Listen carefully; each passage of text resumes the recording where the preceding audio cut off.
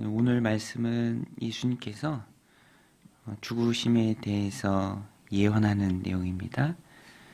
또 예수님 죽으시고 또 장차 승천하실 텐데 그 후에 남겨질 제자들에게 어떻게 이 땅을 살아가야 하는지도 주님께서 말씀해 주시죠. 처음에 주님은 자신이 걸어가야 하는 그 십자가의 길에 대해서 하나님의 뜻이며 또 하나님 그 일을 통해서 영광을 받으시고 하나님이 영광을 받으실 뿐만 아니라 그 길을 걷는 오늘 본문에 주님 말씀하시죠. 인자, 곧 자신에게 하나님께서 영광스럽게 하실 것이다 말씀하십니다. 32절에 만일 하나님이 그로 말미암아 영광을 받으셨으면 하나님도 자기로 말미암아 그에게 영광을 주시리니 곧 주시리라. 십자가가 세상 관점에서 볼 때는 무력하고 한없는 실패처럼 보일 수 있지만 그 이면에 담긴 하나님의 뜻은 영광이죠. 하나님의 영광이고요. 또 그 길을 걷는 주님께 영광입니다. 모든 무릎이 그리스도 앞에 무릎을 꿇고 그를 통하여 구원의 영광을 누리게 되는 죄와 사망의 노예로 전락해 있던 백성들이 자유롭게 되는 그런 영광의 핵심이 십자가입니다. 보이는 것과 그 진정한 의미는 다르죠.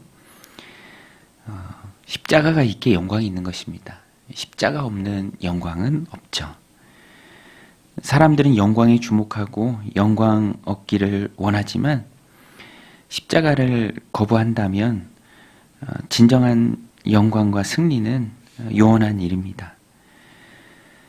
주님의 희생 때문에 그 십자가 때문에 우리가 구원을 받았습니다. 그런데 주님께서는 그것을 말씀해 주시면서 유대인들에게 했던 것과 똑같은 말을 제자들에게 하십니다. 33절에 작은 자들아 내가 아직 잠시 너희와 함께 있겠노라. 너희가 나를 찾을 것이나 일찍이 내가 유대인들에게 너희는 내가 가는 곳에 올 수 없다고 말한 것과 같이 지금 너희에게도 이르노라.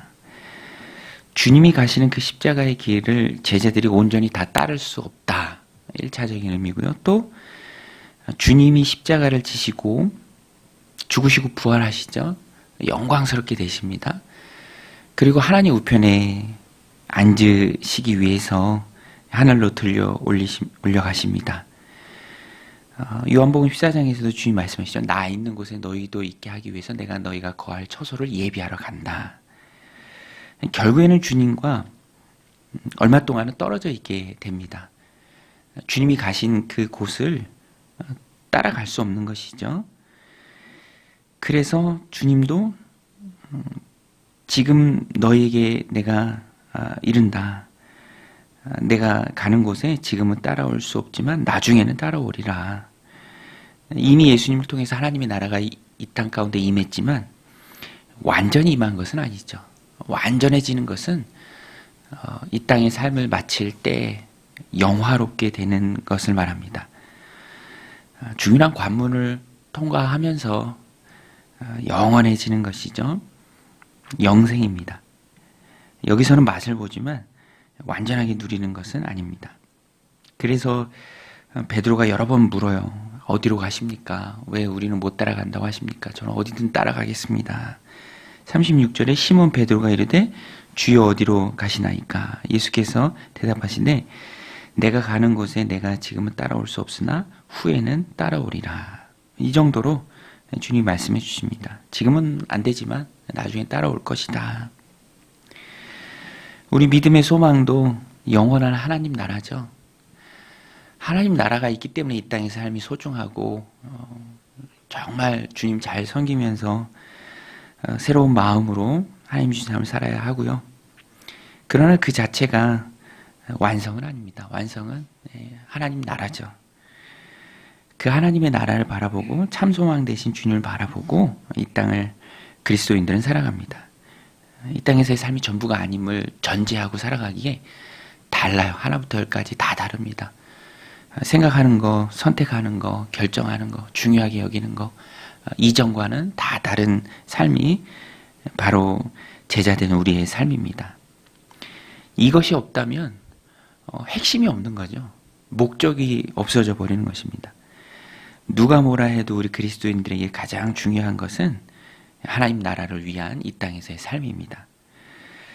보는 바가 다르기 때문에 살아내는 삶도 다르다. 오늘 말씀의 핵심이 분명하죠. 십자가, 그것은 하나님 내게 허락하신 영광이다. 십자가를 통해서 영광스럽게 된다. 나는 그 길을 간다. 다 알고 간다. 31절에 보면 그가 나간 후에 가룟 유다입니다. 가룟 유다는 벌써 사단에게 사로잡혀서 예수님 팔 일을 위해서 이제 행합니다. 금방 이제 고난의 길이 시작되는 그 앞에서도 주님께서는 십자가를 통한 영광을 바라보셨고요. 또 그것을 제자들에게 말씀해 주십니다. 제자들을 힘내라 주신 말씀이에요. 내가 십자가의 길을 가지만 그것은 영광이다. 힘내라. 잠시 떨어져 있지만 십자가를 지고 또 부활하고 또 하늘로 들려 올려가서 잠시 떨어져 있지만 곧 만날 것이다. 이렇게 주님께서 말씀하시죠. 그래서 중요한 것은 남겨진 제자들입니다. 앞으로도 남겨질 제자들이죠. 예수님 없이 살아갈 제자들, 어떻게 살아가야 하는가? 주님이 새 계명을 주십니다. 34절에 새 계명을 너에게 주노니 서로 사랑하라. 내가 너희를 사랑한 것 같이 너희도 서로 사랑하라. 너희가 서로 사랑하면 이로써 모든 사람이 너희가 내 제자인 줄 알리라. 이제 만찬 자리에서 주님이 주신 가장 중요한 핵심적인 가르침이죠. 서로 사랑하라. 내가 너희를 사랑한 것 같이 너희도 서로 사랑하라. 너희가 서로 사랑하면 모든 사람이 너희가 내 제자인 줄 알리라. 너희가 나의 제자인데 세상이 나의 제자인 너희를 어떻게 하는가? 너희가 사랑할 때 이루어진다. 주님이 이 땅을 떠나시면서 잠시 제자들에게 잠시 남겨둔 제자들에게 주신 가장 중요한 계명, 서로 사랑하라입니다. 우리는 사랑해야죠. 그것이 주님의 명령이고 또 우리가 주님의 제자이기 때문에 그렇습니다.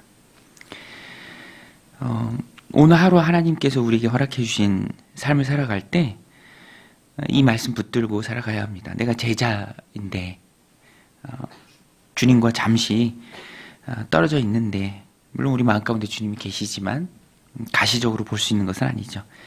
나중에 하나님 나라에 이를 때 주님 보게 됩니다. 근데 그때까지 우리가 해야 될 것 이겁니다. 이거 하나죠. 주님이 우리를 사랑하신 것처럼 우리도 사랑하라. 그래서 오늘 하루 살아갈 때 하나님, 내가 오늘 누구를 사랑해야 합니까? 사랑은 섬기는 거죠.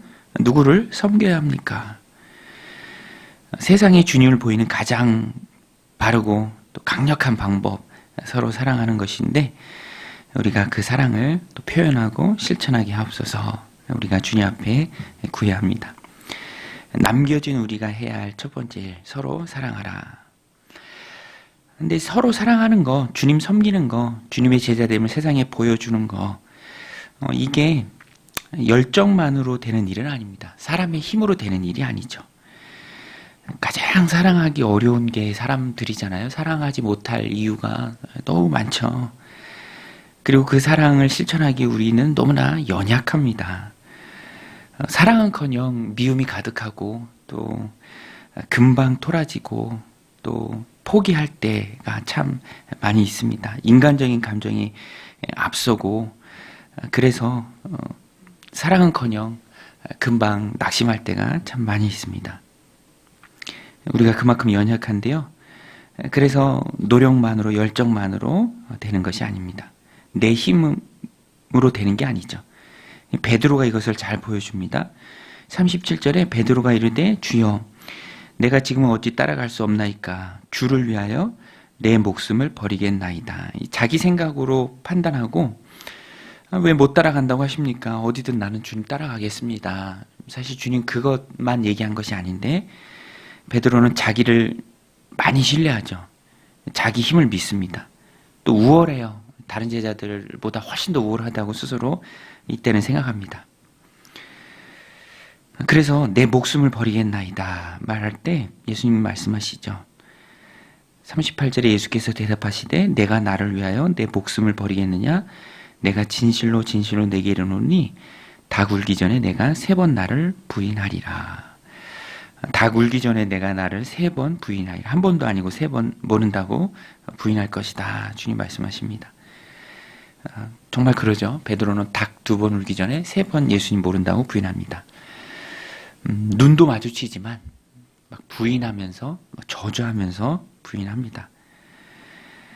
말하는 것과 행동하는 게 다르죠. 할 수 있을 것 같은데 실제로 딱 닥쳐보면 못하죠. 우리도 크게 다르지 않을 것입니다. 그래서 우리가 이 말씀을 통해서 기억해야 할 것은 주님의 명령 사랑하는 것, 그것은 내 힘으로 되는 게 아닙니다. 제자된 삶을 살아내는 것, 주님 섬기는 것, 믿음 생활하는 것, 신앙을 지키는 것, 내 힘으로 안 됩니다. 조그마한 고난이 올 때 얼마든지 쉽게 변할 수 있는 가능성을 가진 자들이 바로 우리죠. 내 힘으로 됩니다. 목숨 버리겠습니다. 이것은 말뿐일 가능성이 많습니다. 그리고 교만으로 우리를 나아가게 하죠.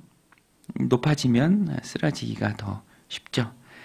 그래서 우리가 기억해야 될 것은 내 힘으로 되는 것이 아니라 주님 주신 능력으로 가능하다.